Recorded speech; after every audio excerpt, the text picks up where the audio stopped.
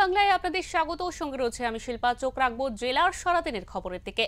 একটি বেসরকারি হাসপাতালের মালিক ছাই ফেলে ভরাট করে দিচ্ছেন বিঘের পর বিঘে জমি, কিন্তু সব দেখে শুনেও কোনো পদক্ষেপ নিচ্ছে না প্রশাসন। নিশ্চিন্তপুর গ্রাম পঞ্চায়েতের অধীনে 140 নম্বর বুথের রাস্তার পাশে বিবিআইটি কলেজের পাশে গ্যাস প্ল্যান্টের বিপরীতে জমি ভরাট হচ্ছে বেশ কয়েকদিন ধরে, কিন্তু কিভাবে, কার পারমিশনে তিনি এভাবে ভর্তি করলেন তা জানেন না স্থানীয় পঞ্চায়েত। তাহলে জানবে কে, এই প্রশ্ন তুলেছেন এলাকাবাসীরা। তাদের অভিযোগ, একটা সাধারণ মানুষ যদি এক দু গাড়ি ছাই ফেলে সঙ্গে সঙ্গে তার বিরুদ্ধে আইনি ব্যবস্থা নেওয়া হয়, তাহলে প্রভাবশালী ব্যক্তির বিরুদ্ধে কোনো আইনি ব্যবস্থা নেওয়া হবে না কেন?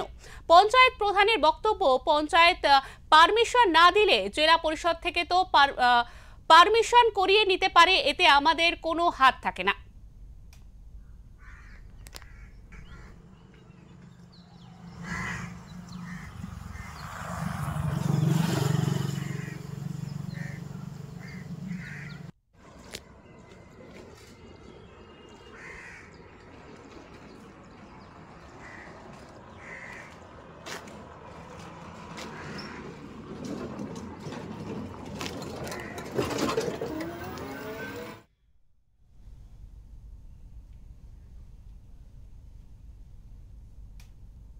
হসপিটালের বিরুদ্ধে একাধিকবার এই ধরনের অভিযোগ উঠলেও থানার বাইরে গিয়ে সেটা শেষ হয়ে যায়।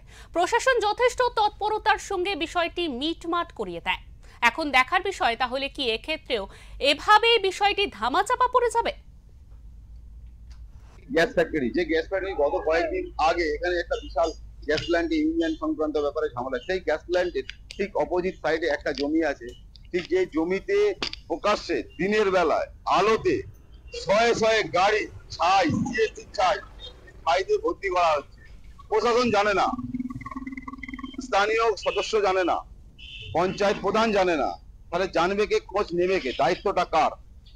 পরিবেশবিদরা বলছে, একাধিকবার সাবধান করছে যে জনবসতি এরিয়ার মধ্যে, দিবালয়ের মধ্যে সেখানে কিভাবে ছাই ফেলে শয়ে শয়ে জমি কে ভর্তি করছে, কত প্রভাবশালী ব্যক্তি জমি ভর্তি করে। আগে খবর হলে, প্রশাসন জানার পর তখন তার পারমিশন হয়ে যায়, লাগে না বিডিও অফিসে পারমিশন, লাগে না পঞ্চায়েতে পারমিশন, এখন সরাসরি জেলা পরিষদ থেকে পারমিশন হয়। পারমিশন পায় কি করে? কতটা প্রভাবশালী ব্যক্তি, সবকিছু হাতের মধ্যে।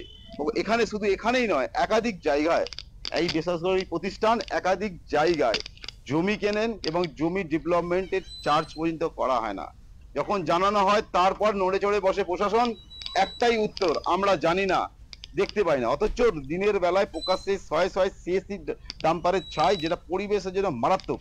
কিছুটা দূরেই আছে বিবিআইটি কলেজ, কিছুটা দূরেই আছে বিবিআইটি হসপিটাল, কিছুটা দূরেই আছে আইআইটি কলেজ, কিছুটা দূরে আবার তৈরি হচ্ছে একটা নতুন ল কলেজ, সেখানেও শয়ে শয়ে ছাই পড়ছে। কিন্তু পেলুক, ফ্যাক্টরি হওয়া প্রয়োজন কি, তার জন্য নিয়ম শৃঙ্খলা আইন বলে তো কিছু একটা ব্যবস্থা থাকবে।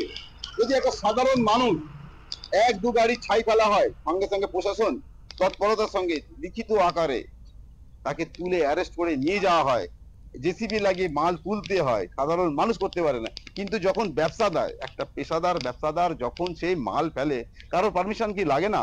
আইন কি এনাদের জন্য পৃথক হয়? প্রশ্ন হচ্ছে এখানে, সাধারণ মানুষ প্রশ্ন তুলছে। গরিব মানুষ ঘর ভেঙে যাচ্ছে, পুকুর পাড় বাঁধার জন্য এক গাড়ি ছাই ফেললে লাগে পঞ্চায়েতের পারমিশন, লাগে জেলা পরিষদ পারমিশন, লাগে বিডিও পারমিশন, এনাদের কোনো কিছু তোয়াক্কা করে না। এতটাই প্রভাবশালী, শয়ে শয়ে গাড়ি দিনের বেলায় ফেলছে, অথচ প্রশাসন মুখে কুলু বেটে আছে। এর উত্তর কে দেবে? বিবিআইটি থেকে সঞ্জয় মাঝি, ওঙ্কার বাংলা।